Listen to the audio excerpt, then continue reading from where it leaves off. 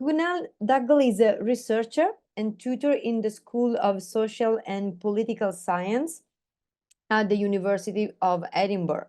He was a Leverhulme postdoctoral research fellow in the project Guru, Anti-Gurus and Media in North India. Prior to joining the University of Edinburgh, he taught in the Department of Art History and Art Appreciation at Jamia Millia Islamia in New Delhi. His research interests revolve around the politics of caste, religion, media studies, and popular visual culture. And he's the co-editor of the book we are going to discuss today, Gurus and Media, Sound, Image, Machine, Text, and Digital. Let's put them on the spotlight together with Vera Lazzaretti, who is a researcher at the Center for Research in Anthropology, the CRIA. We are colleagues in Lisbon, where she coordinates the South Asian Studies Circle and leads two projects on the politics of heritage and security in urban South Asia and Southern Europe. Vera studied philosophy and cultural anthropology in Italy and holds a PhD in Indian and Tibetan studies from the University of Turin. Before joining CRIA, she worked at the University of Milan, the University of Oslo, and the South Asian Institute at Heidelberg University. Current research interest and expertise are within various and overlapping fields, including the anthropology of space and place, religion and politics, critical heritage studies, the anthropology of security and policing, interreligious violence, religious offense and blasphemy, Indo-nationalism, and ethnography. So said, the floor is yours. Hi, thanks so much for having me. Thanks, Daniela and Lucy. I feel a bit of an intruder because, as you heard, my expertise, it's really not in yoga studies, but I'm really glad to be here discussing this fascinating volume. I hope to do justice to that.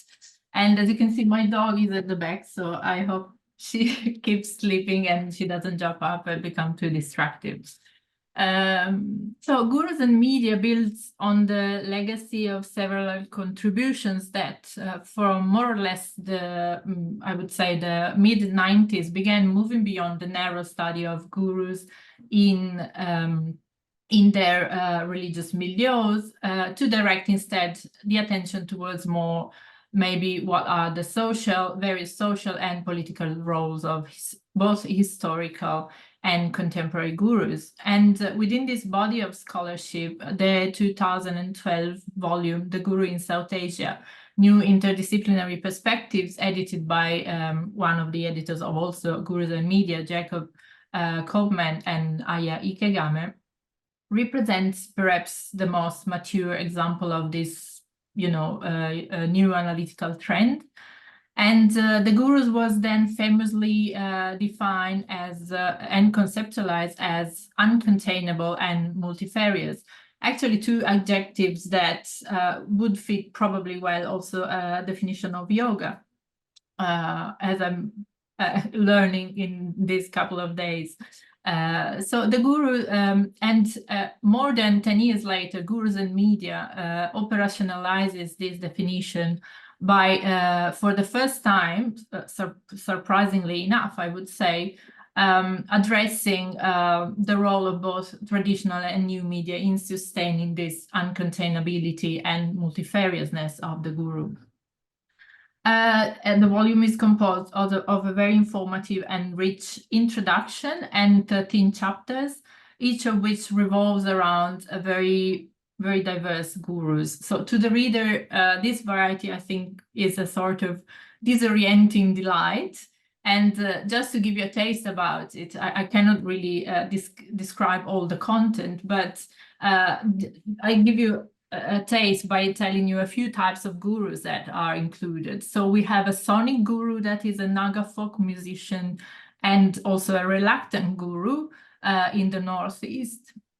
of India in the chapter by Lon Kumer, and then we have chapters on historical religious leaders or national guru type leaders such as Gandhi and Thakur, modern philosophers and contested leaders of traditional sampradayas, so Mahamandaleshwaras in the chapter of Lucia, and contemporary global public gurus such as Sri Satya Sai Baba or Baba Ramdev, and even criminal pop and film star gurus, such as the now, I believe, still imprisoned or maybe out in parole, Ram Rahim, leader of the Vera Sacha Sauda, in the chapter by Koopman and Koonal Duggal.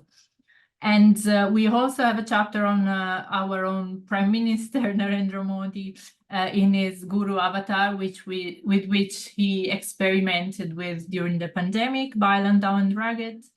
Chapter on Christ and incorporeal gurus, such as the Sikh concept of Shabd Guru, and even a couple of chapters on non-human gurus, such as yoga dolls and divine robots. So collectively, the volume uses a variety of methodological approaches, and it probably this variety reflects the fuzziness of the object of study and also the challenges one encountered to access gurus, who most of the time have to be studied precisely through their mediation, so by devotees, by their visual and written production, and by their digital presence, and so on. So while the importance of gurus has for long been foregrounded in South Asia, and particularly in India, historical preference for oral traditions, the volume simultaneously confirms and complicates the nexus between gurus and orality by framing gurus as distributed across and dispersed within an array of media, stemming from material artifacts, paintings, non-human gurus, such as I mentioned, yoga dolls, photographs, and written text, to sound and the digital, just to name a few. At the same time, the volume firmly anchors the discussion within dominant contemporary majoritarian politics by critically unpacking the triangular, what the authors call the triangular interactive relationship between Hindutva gurus and media.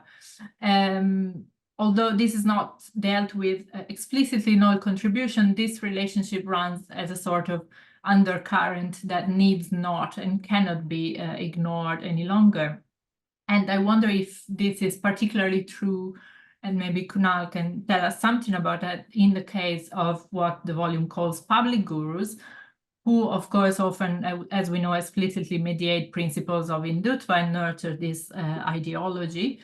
Or if we can say that even the, I mean, if the cross-fertilization between Hindutva and Guruship is more entrenched also in less spectacular cases. I think I'm already running out of time for my introduction. So, well, the main point, the main contribution, I think, of the collection is that it illustrates in a very rich way how the gurus are mediating subjects who are at the same time subject of mediation, and this quality, I think, allows us to reconsider and use some heuristic boundaries and binaries that continue to haunt the study of South Asian religions, excuse me.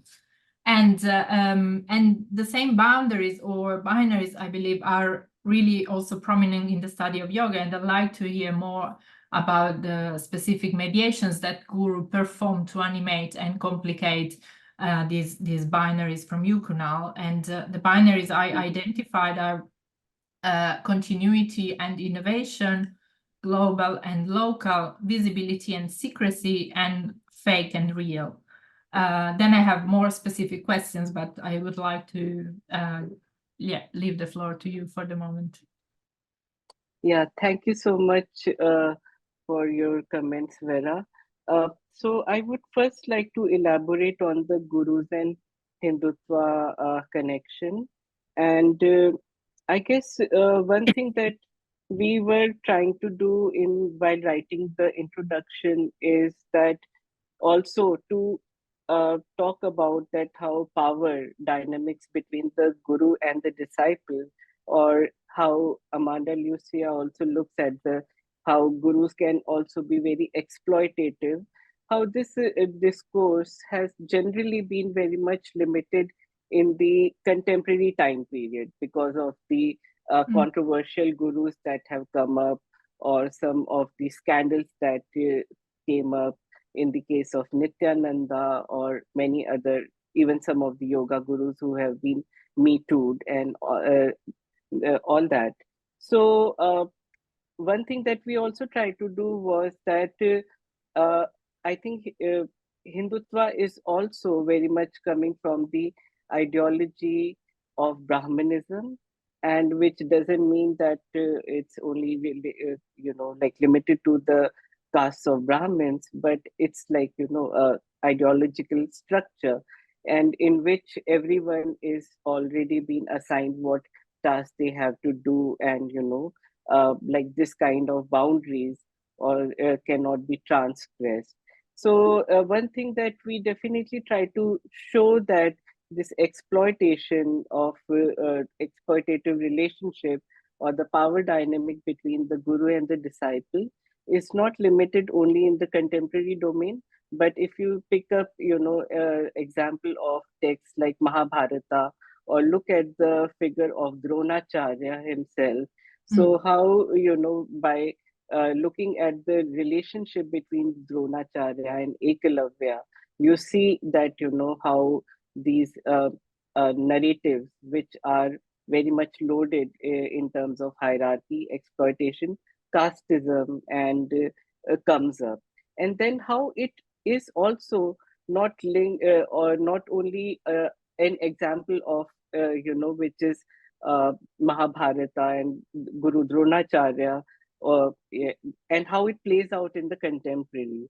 So when we think of how Dronacharya becomes like a figure in the so-called Ambedkarite or anti-caste politics that are taking place in the universities, so the Dronacharya becomes a upper caste professor who also like treats the university as a agrahara, so a kind of a contained unit, and it try to like basically again implement this ideology of gurukul in this kind of so-called secular modern space like a university of higher education.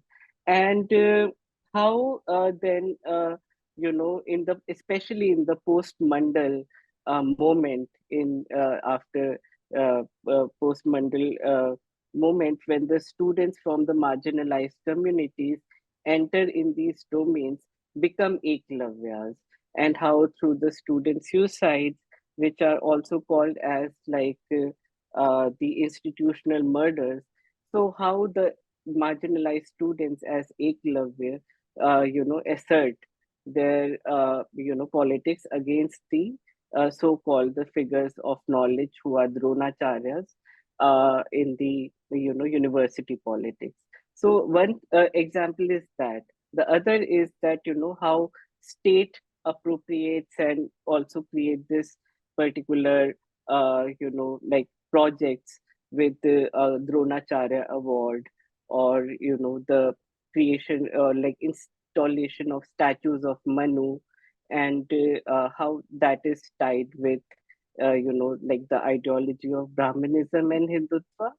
And in some of the chapters, for example, the chapter I wrote with, co-authored with Jacob Kopman, I mean, in that particular chapter, we can say that how Dera Sacha Sauda, which is actually a interreligious or intercaste dera, which means that it is a spiritual encampment, a very vernacular term, but in the present context, it is very much in the lines of a new religious movement, and but it has its roots with bhakti and Sufi movement. So how this particular guru, who also like creates his presence through different forms of media and different forms of mediation, already, like, created films such as Messenger of God. He already also initially done various kind of like cleanliness campaigns or creation of Guinness Book of World Records. So we see that how through with the coming of Modi also starts doing like Swachh Bharat Abhiyan, which is like a cleanliness campaigns. And if you have noticed in the uh, um, recent elections, that how Modi also called himself that he's a messenger of God. He's not biological, but he's sent by the God. So we try to see that Hindutva already it is especially in the under the Modi regime, that how the media and Hindutva has uh, definitely gone to like became more and more you can say spectacular, more and more assertive, but it has always been there. So we try to look at that relationship between the gurus and Hindutva campaign, that many of the gurus such as Ramdev or even someone as sophisticated guru like Jaggi Vasudev, and so they are also part of these campaigns or supporter of Modi, or but also like how Modi also appropriates that language and in the creation of his own persona and personality. So one thing is that, and with the continuity and innovation, I guess the that's one of the important things that we wanted to show, that the different techniques of representation or medias of representation, there is people can say that there is old media or new media, but the old media also doesn't die. The new media adds another layer with another layer in terms of its production, consumption, and dissemination. But the print media is still relevant as it was like you know some uh, 20 years back and all that. So but of course the it you can say that with the coming up of WhatsApp messaging or social media, different forms of um, like consumption and circulation has also come in that place. And with global and local, we can say that yes, there is always this kind of like relationship. And since the coming of like post 1990s liberalization, we also come up see this term called glocal, whereas that localization of the global and globalization of the local. So and again, as I was saying, with datas which are generally very much specifically a term that is used in the North Indian regions of Punjab, Haryana, and Rajasthan. And but all these institutions have schools.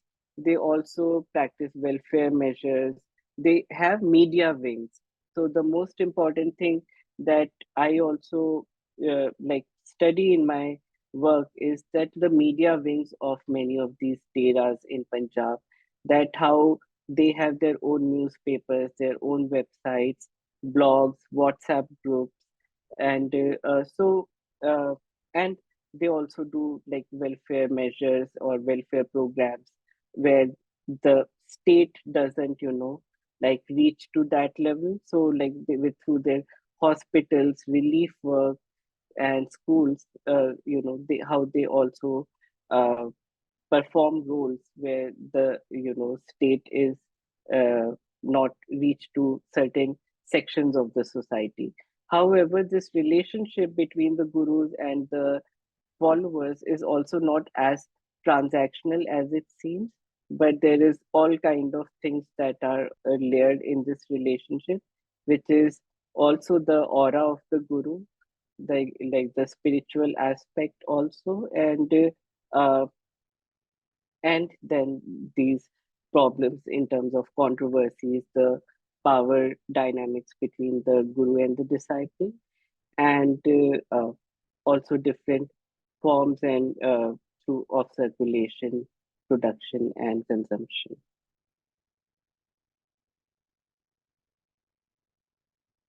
Thanks. That was very, very informative. um, do, do I have time for more questions? Yes, Vera, you go. Yeah. Okay. Yeah, what I think what I was trying to say is that, I mean, these binaries are actually dissolved when we look at gurus, and particularly gurus vis-a-vis the media. And I think, let me see my notes. Yes. So a question maybe on terminology and analytical clarity. So the introduction makes it clear that the book uses the term guru in a very loose way.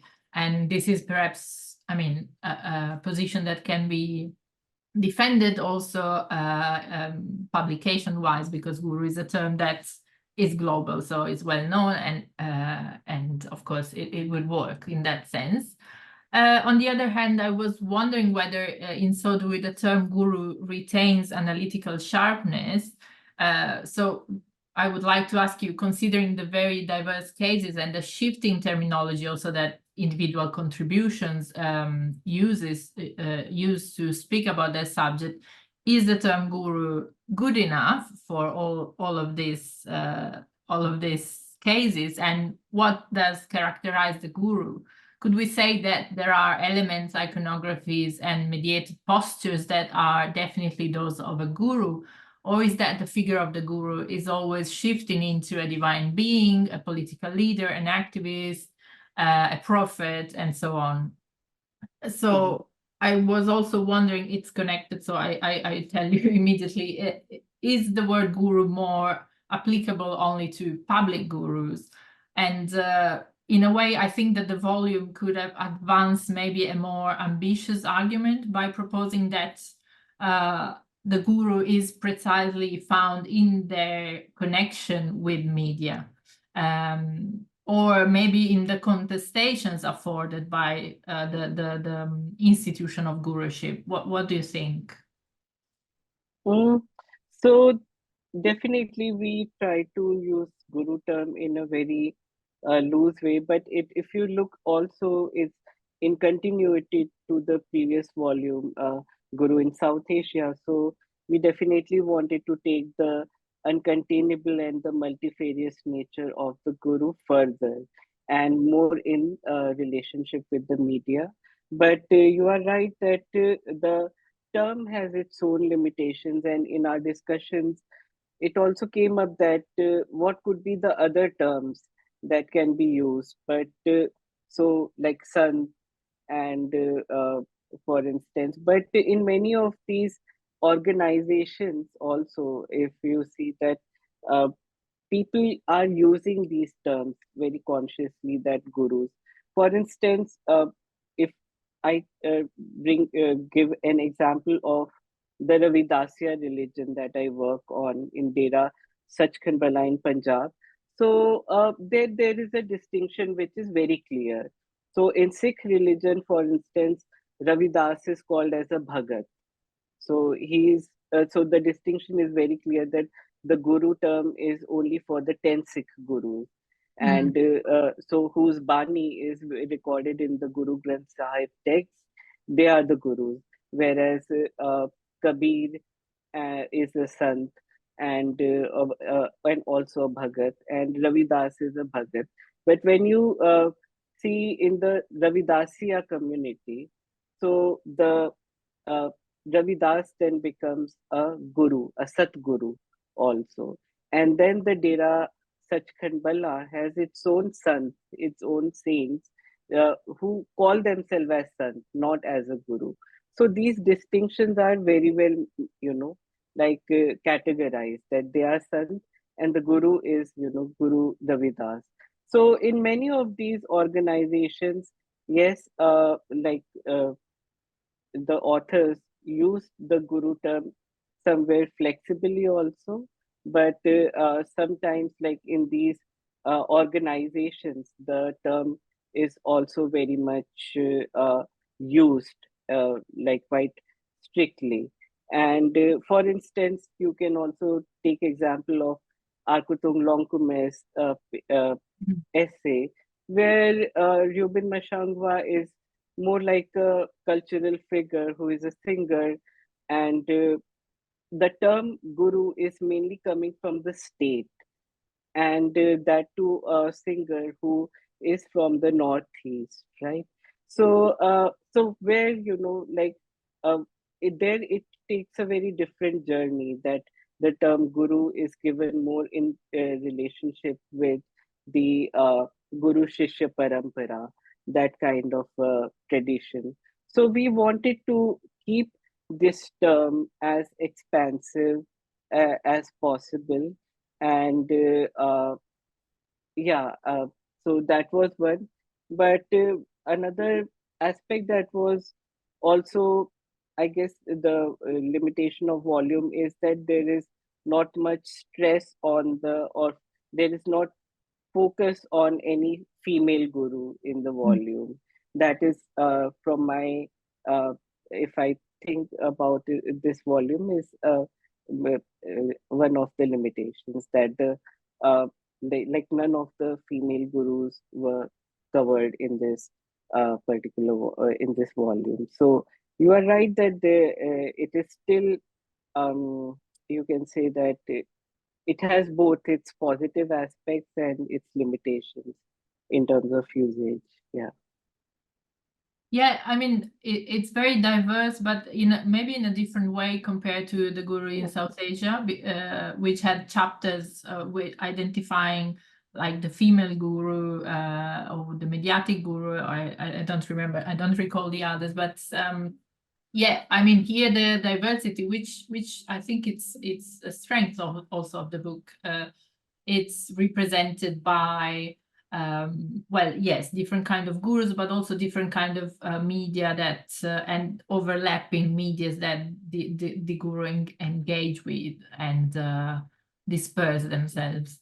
Um, well, I guess the counterpart of guru would be then looking at the audiences and the publics, and because I mean, one way of defining the guru, which you refer to in the volume, it's a distinction. The guru distinguish itself from an ascetic, for instance, or maybe we could even say a yogi, because of the acceptance that the public and the audience grant to her or him. And so I was, in a way, wondering if you can say a bit more about the kind of audiences that scholars have to deal with when researching gurus and media, because as I said before, the guru is often accessed through mediation, and the mediation of audiences and devotees is fundamental here.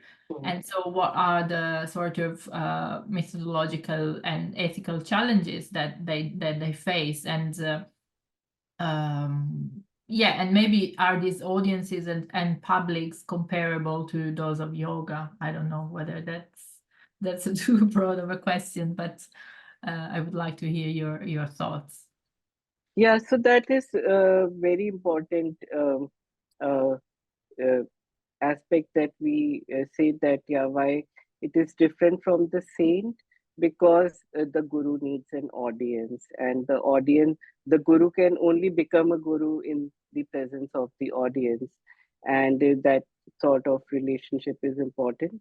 And in my work, for instance, like the audience, uh, like I have been working on Dera Sacha Sauda since 2007, and the guru himself, like his public image, has gone through so many changes. He was controversial in 2007, but mainly in relationship to the Sikh organizations, who charged the guru with the that he copied the representation of Guru Gobind Singh through by dressing in a calendar like image like Guru Gobind Singh. But so in the ethnography that I have done with the like followers of the Dera Sacha Sauda, uh, many of they still revere him, though people say after 2017 that many of the followers have left the Dera. But if you see the elections, that many of during the elections, the congregations that were taking place of the Dera Sacha Sauda, so these congregations also becomes a means to display power to the political parties, that we still have the numbers. And when you analyze the media, that the aerial drone shots of the followers congregating at particular places, or so to show the numbers, and number means power. And the so that and there are guru audience using guru term in different ways. Like for instance, when it comes to Modi, so Modi uses the term as India as a Vishwa Guru, right? So the India is the guru of all the countries, and the kind of which one can say also happening through yoga and all kind of the soft power image that India is trying to project to the world. So the Vishwa Guru term is very much popular, and uh, even in the popular domain. So I think the audience use different kinds of terms to form their relationship with the guru figure. But and when it comes to the yoga dolls in Patrick McCartney's uh, and Diego Lorenco's paper, I think they talk about that how these dolls are mainly in the relationship with the children, as that they can be how the yoga itself has a very strict routine and and kind of particular practices that. But how these dolls play a very important role in terms of you know forming that kind of relationship, and with among the children. So it can be one of the formative ways, or the primary ways through which they can engage with the dolls. So yeah. So just to interject here, we have a question from Martha. So Martha, would you please ask? Thank you. And if anyone else has any questions, please send them to me in the chat.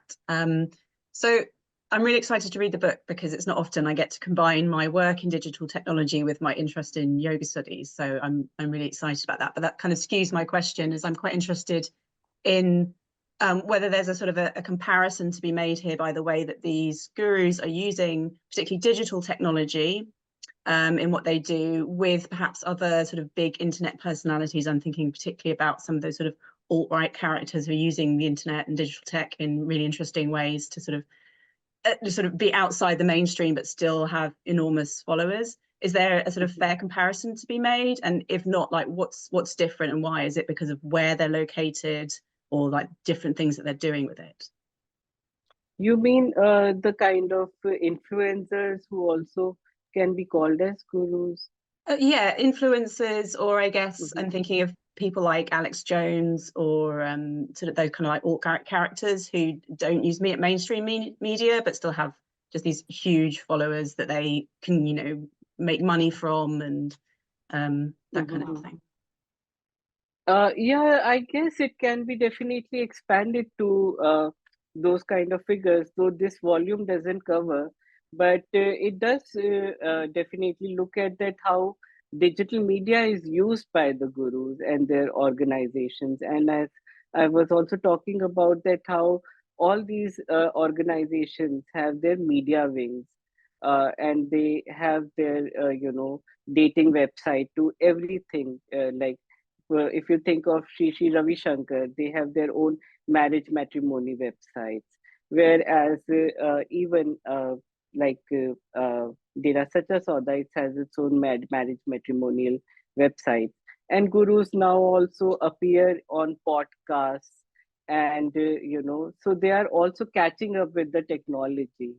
And so one can definitely uh, uh, extend, at least that's what we try to show, that it can be expandable and extendable to these emerging figures. And but what kind of followers, I think the followers and their perception needs to be also taken into account, that how they relate to these figures of influence, that do they consider them as a gurus, or do they look at them more as a media personality or as an influencer?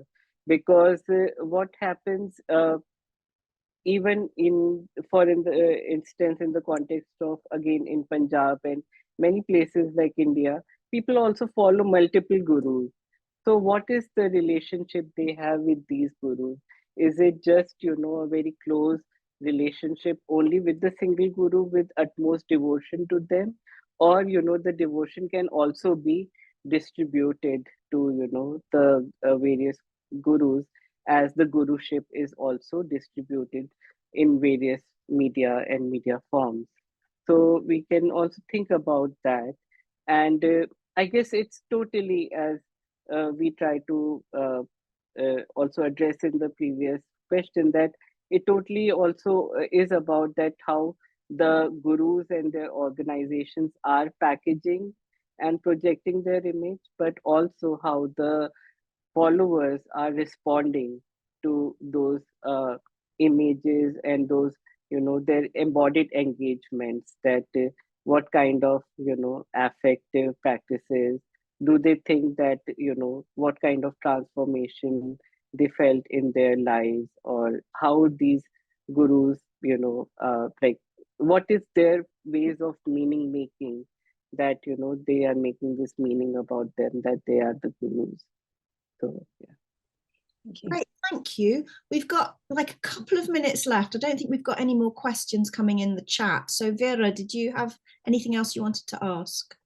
Yeah, I had several other questions, but I think maybe we have time for only one. So as somebody who's worked a bit on religious offense and containment of religious offense, I was very intrigued by the discussion about guru media interactions centering on controversies and contested claims of legitimacy, which goes back to the the question of legitimacy, but also authenticity, and the binary false and fake gurus. And so as the introduction explains very well, offending the guru is framed as a religious offense that is, according to the Indian Penal Code, an act that is criminalized because it hurts the religious sentiments of in this case of Hindus communities. Well, we know from scholarship that these colonial law to promote tolerance end up informing, if not encouraging, disputes around religious sensitivities. But at the time of Hindutva supremacy, outrage is entirely, now we see, co-opted by the Hindu majority. Taking offense has become their prerogative. But in a way, taking offense for mocking a guru is something a bit different from what occurs in the case of offenses that involve deities or religious, practices. So how so? I mean, do you think these controversies build mostly on the fact that the guru and the institution guruship is here totally appropriated as a symbol of Hindu culture, or can this have something to do with the intimate and ambiguous relationship that gurus and their followers, I'm using followers now, that devotees entertain? What is your take about that? I guess one thing is that it can be, many of these controversies that happen. For instance, with the Dera Sacha Sauda again, that Guru was accused for blasphemy, that he copied the, Sikh gurus. But then when there is this comedian, Kiku Sharda, in his show, copied the Dera Sacha Sauda Guru, so he was also accused for copy. So that means, and he had to so it became controversial. The followers gave threats. But in current time period, where because of the Hindutva and how it has become so powerful under the Modi regime, it pretty much like can be defended in the name of, like attack on the Hindu religion. But we also see that on certain contexts, the confrontation takes place at various level. For instance, during COVID time, Ramdev came up with Coronel. And then the doctors themselves say that, Coronel medication is, there is no scientificity, in terms of that it prevents or like cures COVID. So and then the government was trying to basically playing the role of the mediator to contain the issue. So the government definitely didn't do anything in terms of, they didn't say that those doctors who made a public statement that they are criminals, but the government also played a very silent spectator kind of a role, right? So they basically try to brush these things under the carpet or try to contain these problems. So we can see but through this silence itself, we can see that the power, that the current regime gives to, these gurus by being the mute spectator. And when, especially with the kind of, like paroles and furloughs that has given to Gurmeet Ram Rahim Singh Insan. We can also see the popular debates, like for instance, Ravish Kumar and many other like journalists who are still doing journalism also compared these gurus with, when the rapists of Bilkis Bano were also released on parole. So they made this comparison that, on how on both sides, that the rapists of the Bilkis Bano, how they have been also, granted bail by the state, and, on the similarly and simultaneously, they have given bail to, criminal Baba of Guru like Gurmeet Ram Rahim Singh. So so yeah, so you can see that, how like both it's happening. Yeah.